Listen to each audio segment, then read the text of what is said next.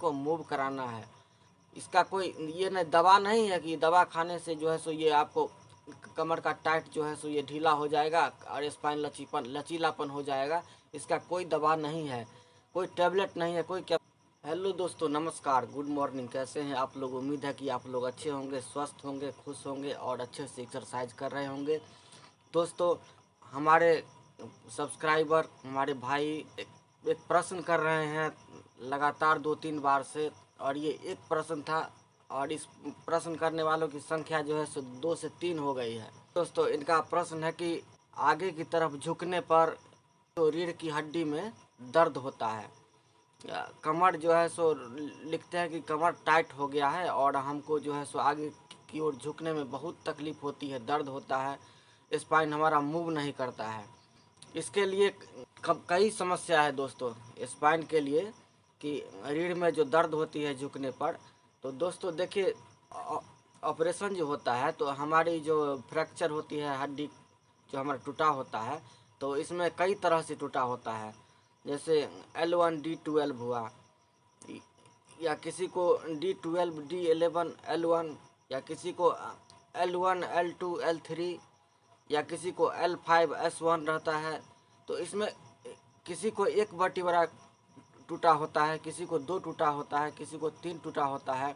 तो इसमें जब स्क्रू डाल करके जो प्लेट लगाते हैं रीढ़ को सीधा करने के लिए, उसमें किसी को 4 स्क्रू लगता है, 2 स्क्रू इस तरफ से, 2 स्क्रू इस तरफ। जैसे हमारा जो लगा हुआ है तो हमारा 4 स्क्रू है, एक ही गुटका में लगा है, जो L1 और D12 को जोड़ा है। तो 2 स्क्रू एक तरफ से और 2 स्क्रू एक तरफ, 4 स्क्रू लगाया है। और इसी में अगर हमारा एक गुटका जोड़ा है L1 और D12, और इसी में अगर उसका जो मनका होता है ये स्पाइन का, इसमें अगर 2 मनका टूटा हुआ है तो उसमें 4 स्क्रू से नहीं होगा, उसमें कम से कम 8 स्क्रू लगाना पड़ेगा। 4 इस तरफ और 4 इस तरफ, दोनों तरफ मिलाकर के 8 स्क्रू लगता है। 8 स्क्रू और उतना लंबा प्लेट भी लगता है। तो दोस्तों, इसमें होता क्या है कि जो स्क्रू जो लगाते हैं, तो ऐसा नहीं है कि पेचकस लेकर के और उसको टाइट करते रहते हैं, ऐसा नहीं है। वो जैसे मशीन होता है ड्रिल करने के लिए, ऐसे ही मशीन होता है पेच टाइट करने के लिए। वो सेकंडों में सेकंडों में स्क्रू टाइट कर देता है। हम ये ऑपरेशन होते हुए देखे हुए हैं, हम भी श्री राम नर्सिंग होम में काम करते थे, और अपना जो दुर्घटना हुआ है उससे पहले तो हम ऑपरेशन थिएटर में ड्यूटी किए हुए हैं। मशीन से सेकंडों में वो टाइट हो जाता है। और इसमें देखिए, हड्डी में ही ड्रिल होता है, हड्डी से बाहर ड्रिल नहीं जाता है, हड्डी के अंदर तक ही सीमित रहता है, और उतना ही हॉल बनता है जितना बड़ा कि स्क्रू है। तो वो स्क्रू को जो टाइट करते हैं तो वो मशीन से टाइट करते हैं, उसमें यह नहीं देखा जाता है कि किस तरफ का कितना टाइट हुआ और किस तरफ का कितना टाइट हुआ, क्योंकि हड्डी से बाहर वो उनको पता है डॉक्टर को कि हड्डी से बाहर जाएगा नहीं, और इसी में हमको टाइट करना है। और धीरे धीरे इस पर फिर ये कैल्शियम धीरे धीरे उस पर जम जाता है।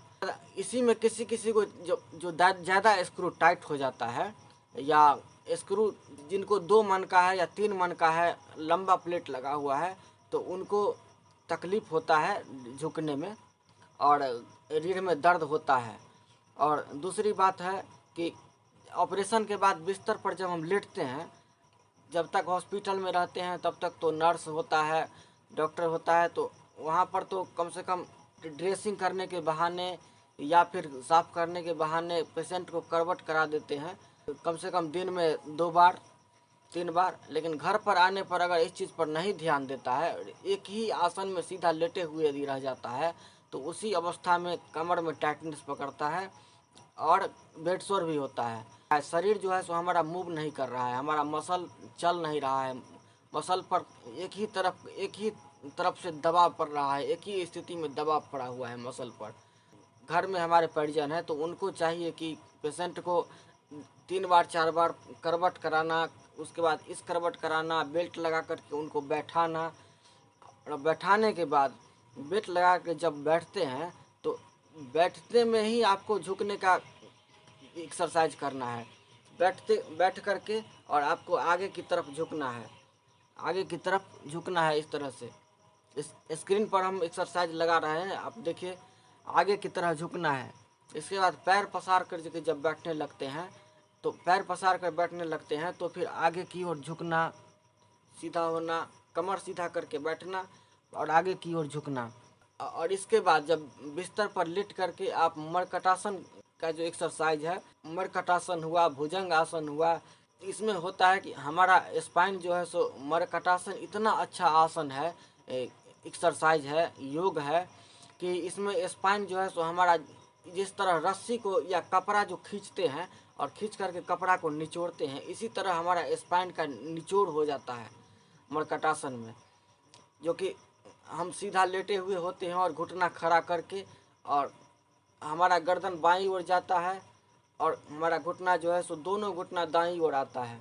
फिर हमारा सर दाईं ओर आएगा तो हमारा दोनों घुटना बाईं ओर जाएगा। ये बहुत ही अच्छा एक्सरसाइज है स्पाइनल कॉर्ड के लिए भी और स्पाइन के लिए, स्पाइन को मूव कराने के लिए। तो शुरू से अगर ये स्पाइन मूव कराने का प्रयास हम करते रहते हैं शुरू से ही, जब हम बैठना सीखते हैं उसी टाइम से, तब ये परेशानी आगे चल के नहीं आती है। और रीढ़ में दर्द होता है तो ये एक्सरसाइज नहीं करने की वजह से होता है। इसमें आपको धीरे धीरे अभ्यास करके स्पाइन को मूव कराना है। इसका कोई ये नहीं दवा नहीं है कि दवा खाने से जो है सो ये आपको कमर का टाइट जो है सो ये ढीला हो जाएगा और स्पाइन लचीलापन हो जाएगा। इसका कोई दवा नहीं है, कोई टैबलेट नहीं है, कोई कैप्सूल नहीं है। इसका एक ही इलाज है, एक्सरसाइज, व्यायाम, योग। इसी से आपका कमर जो है सो दर्द से राहत मिलेगा और स्पाइन जो है सो आपका मूव करेगा, अच्छी तरह लचीला होगा स्पाइन।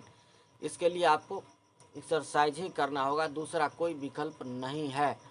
एकाएक ताकत नहीं लगाना है ज़्यादा झुकने पर। काहे कि अगर नया है, जैसे 1 साल हुआ है या मान लीजिए 6 महीना हुआ है, तो उसमें स्क्रू छटकने का भी डर रहता है। इसलिए ज़्यादा ताकत नहीं लगाना है, धीरे धीरे अभ्यास करना है। तो दोस्तों, उम्मीद है कि आप लोगों को वीडियो अच्छी लगी होगी। तो वीडियो को लाइक कीजिए, चैनल को सब्सक्राइब कीजिए। मिलते हैं फिर अगले वीडियो में, तब तक के लिए जय श्री राम, प्रणाम। आपका कोई सुझाव होगा तो कमेंट में ज़रूर लिखिएगा।